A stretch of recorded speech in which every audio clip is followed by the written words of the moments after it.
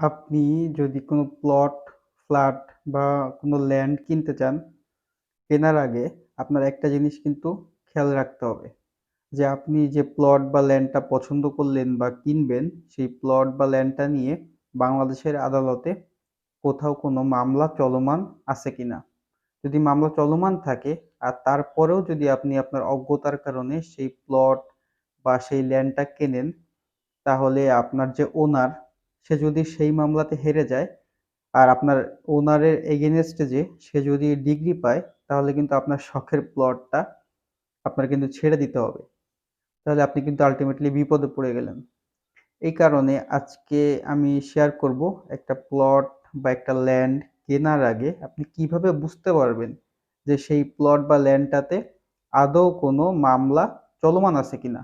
এটা জানার উপায়টা আসলে কি? এটা নিয়ে আজকে আমি কথা বলবো। এটা বোঝার একটাই উপায় আছে।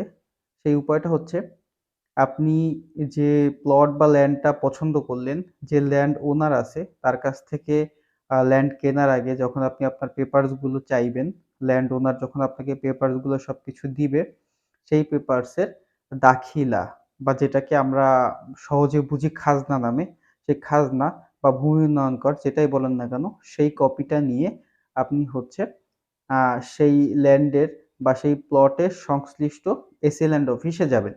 এসিল্যান্ড অফিসে যেয়ে নায়েব অফিসে আপনি যেয়ে আপনার ওই দাখিলার যে হোল্ডিং নাম্বারটা আছে, সেই হোল্ডিং নাম্বার অনুযায়ী আপনি ২ নম্বর রেজিস্টার বইটা বের করবেন। ২ নম্বর রেজিস্টার বইটা বের করে দেখবেন যে সেই হোল্ডিং নাম্বারের এগেইনস্টে কোনো মামলা আছে কিনা। ওইখানে কিন্তু ডিসপিউট দেওয়া থাকে বা ওইখানে কিন্তু আপনার লাল কলম দিয়ে লেখা থাকে বা অনেক সময় মামলার আমরা দেখি যে মামলার কপিটাও ইনক্লুড করা থাকে। তখন কিন্তু আপনি সহজেই বুঝে যাবেন আপনার সেই পছন্দের ল্যান্ড বা প্লটটাতে মামলা চলমান আছে কিনা। তাহলে আপনি জায়গাটা নিবেন না।